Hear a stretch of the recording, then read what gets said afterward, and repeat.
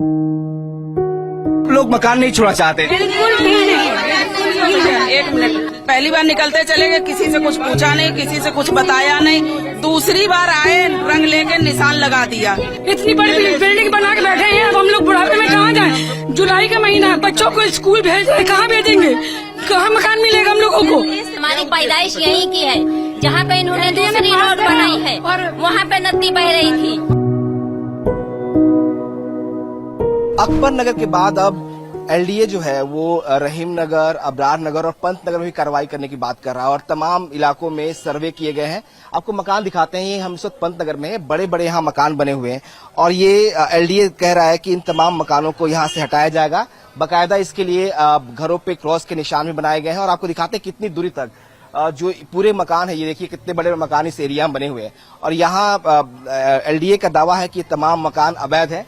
हालांकि जो लोग इन इलाकों में रहते हैं वो कहते हैं कि इनके पास बकायदा इसकी रजिस्ट्री है, पेपर है, सारे डॉक्यूमेंट है, कई सालों से यहाँ पे रहते हैं। उसके बावजूद अब एलडीए ऐसा क्यों करने जा रहा है? आप लोग का सवाल है। आपका मकान कौन सा है?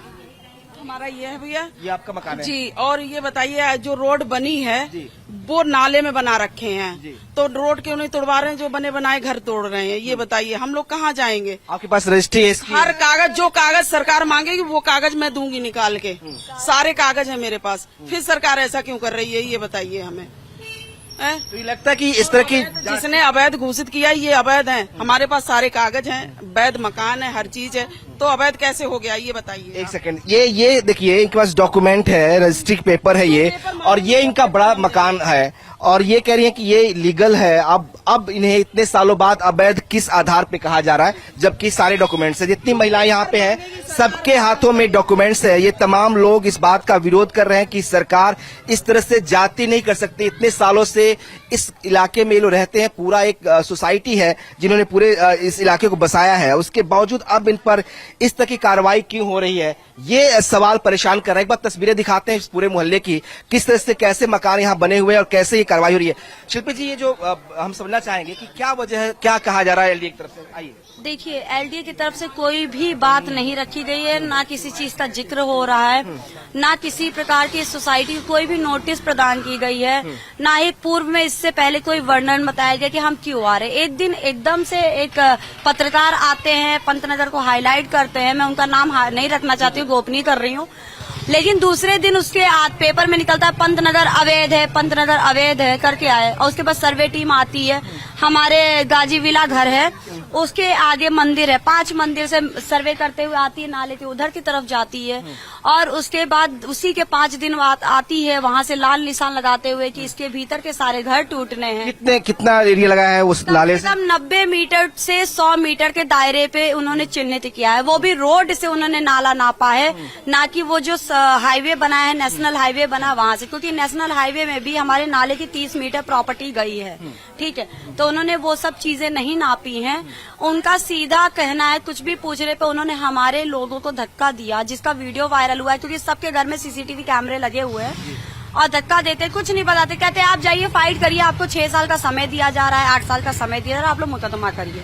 ठीक है, तो उन्होंने किसी प्रकार का कुछ भी नहीं। जब डॉक्यूमेंट्स है लोग पास, तो अवैध किस आधार पे कहा जा रहा है? अवैध बोला जा रहा है कि ये ग्रीन बेल्ट एरिया है, उसके दूसरे दिन से जो निकाल रहे हैं कि ये ग्रीन बेल्ट एरिया है। पहले कहा अवैध है, अब कह रहे हैं ग्रीन बेल्ट एरिया। उससे पहले बाढ़ग्रस्त एरिया बताया गया था कि ये बाढ़ग्रस्त एरिया है, तो ग्रीन बेल्ट एरिया है। तो मुझे ये बता दे, गवर्नमेंट शासन प्रशासन बताए कि किस जियो के शासनादेश के तहत उनके पास क्या ऐसा है जिसमें ग्रीन बेल्ट लिखा गया है। ठीक है, कि ग्रीन बेल्ट एरिया, क्योंकि ग्रीन बेल्ट होगा तो आज ही नहीं ना हो गया होगा, शायद बस्ती बनने से पूर्व होगा या जंगल होने से पूर्व होगा। तो फिलहाल जंगल तो अब क्या करेंगे आप लोग? क्या करना माता जी, क्या करना? तो बड़ा सवाल आ गया आप लोग को, जिस मकान में इतने सालों से रह रही हैं उसको कह रहे खाली करिए, तोड़ेंगे। अब हम लोग क्या है, सरकार से यही उम्मीद रखते हैं कि हम लोगों का घर न तोड़ा जाए, क्योंकि ग्रीन बेल्ट एरिया में ये सीवर लाइन है, रोड है, ये सब तो नहीं आता है ना। सरकार ने सब कुछ दिया है, सब कुछ दिया है सरकार ने, सारे कागज मौजूद हैं, हमारे पास सारे कागज हैं, सब कुछ है, उसके बावजूद ये सब पेपर में रोज कुछ न कुछ निकलता रहे। तो क्या दिक्कतें क्या हो रही हैं? क्या है? मेरे हम लोगों को ये दिक्कत हो रही है कि जब हमने ये प्रॉपर्टी खरीदी थी और जब रजिस्ट्री कराई थी, तो जो गवर्नमेंट के ऑफिशियल्स होते हैं उनका काम क्या होता है, वो वहाँ पे फर्जी सैलरी लेने के लिए नहीं बैठे हैं। उनका काम है पूरी चीज को देखना, ठीक है, वेरिफिकेशन करना। उसके बाद एलडीए ने हमको, ये नगर निगम ने हमको मकान नंबर दिए। जब हमारे मकान यहाँ पे बन रहे थे तो वहाँ पर कोई उनको दिखा नहीं कि ये क्या हो रहा है। दूसरा, जैसे ये आर्मी की जमीन है, उन्होंने बोर्ड लगा रखा है, एक सिंगल आदमी वहाँ पे बैठा हुआ है, एक बोर्ड है कि हिम्मत है वहाँ पर किसी की कोई ऑक्युपाई करे। यहाँ कहाँ बोर्ड लगा हुआ है कि ये ग्रीन बेल्ट है? कहीं पे सरकार को 25-30 साल में याद नहीं आया कि हम अपनी सेफ्टी के लिए ये ग्रीन बेल्ट है या कुछ है, नाले का किनारा है, तो यहाँ पर हम होर्डिंग लगाएं कि ये एरिया प्रोहिबिटेड है, यहाँ पर आप मकान नहीं बना सकते। तब वो जनता का वो कितने मकान होंगे इस एरिया में? अमूमन कितना मैक्सिमम? 500-1000 मकान होंगे। 500 से कम नहीं, हाँ, ये सारे मकान के जद में आ जाएंगे, सारे मकान आएंगे। 1000 मकान, 1000 सारे आ रहे हैं। 1000 मकान। जिन घरों में आप सालों से रह रहे हो, मैडम बता रही 20-25 सालों से रह रहे हैं, पुरानी है, तो वो अब तोड़ने का मतलब क्या आपको लगता है? उसके बाद हमने बिजली का कनेक्शन लिया है, पानी का कनेक्शन लिया है, सारे इनकम टैक्स, वो आपका जो हाउस टैक्स है, सीवर टैक्स है, वाटर टैक्स भर रहे हैं। तो वो उस टाइम लेते वक्त उनको समझ नहीं आया कि ये इलीगल प्रॉपर्टी है, तो they have to come and see the matter कि ये हो क्या रहा है। When the construction was going on, जब कहीं इलीगल कंस्ट्रक्शन होता है तो आदमी तुरंत पहुंचता है कि ये क्या हो रहा है, तब उन्होंने कुछ नहीं देखा। लोग मकान नहीं छोड़ना चाहते? बिल्कुल भी नहीं। एक मिनट, ये सर्वे कैसे हुआ हम आपको बताएं। सर्वे ऐसे हुआ, आदमी सब लोग टीम के साथ निकलते चले गए। पहली बार निकलते चले गए, किसी से कुछ पूछा नहीं, किसी से कुछ बताया नहीं। दूसरी बार आए, रंग लेके निशान लगा दिया। उन्होंने ये भी नहीं पूछा किसी के पास कागज है अन्यथा नहीं। एलडीए ने नक्शा पास किया, फिर हम लोगों ने मकान बनाया। ग्रीन बेल्ट कैसे हो सकता है, अवैध कैसे हो सकता है? ये सब अब नए इतनी बड़ी बिल्डिंग बना के बैठे हैं। अब हम लोग बुढ़ापे में कहाँ जाएं? जुलाई का महीना है, बच्चों को स्कूल भेज रहे, कहाँ भेजेंगे? कहाँ मकान मिलेगा हम लोगों को? घर में 8-8 आदमी है, कोई मकान देगा ही नहीं। परेशान करके रखा जुलाई में। हमें बस मेरा मकान, हम मकान नहीं देंगे। ये सारे आप कागज मेरे कंप्लीट है, मेरे पास 12 साल है, मेरे पास 60 साल है, मेरे पास है सारे कागज हैं। हम बिल्कुल नहीं बर्दाश्त करेंगे, ये गलत किया जा रहा है। अकबर नगर की मेल हमारे इस पंत नगर से मिला रहे। अकबर नगर में क्या था? हमारे यहाँ कितने पढ़े लिखे लोग हैं, कितना सब कुछ है, हर एक का घर है। हमारे पास सारे लीगल डॉक्यूमेंट्स हैं, हमारे पास सारे लीगल डॉक्यूमेंट्स हैं हर तरीके से। पहले आपने फ्लड जोन किया, जब ये देख लिया मीडिया के द्वारा ये हो गया कि नहीं फ्लड जोन में भी कोई नहीं आ रहा है, तो उनको फिर और ध्वस्त करने का दूसरा बहाना मिल गया। हमारी पैदाइश यहीं की है, जहाँ पे इन्होंने दूसरी रोड बनाई है वहाँ पे नदी बह रही थी। वहाँ जहाँ दूसरी रोड इन्होंने बनाई है, और ये नन्हे की बाग थी, आम थे, खजूर के पेड़ थे और अमरूद के पेड़ थे। हमारा पैदाइश यहीं की है, हमारा ननिहाल और हमारा दधियाल और मैका सब यहीं का है।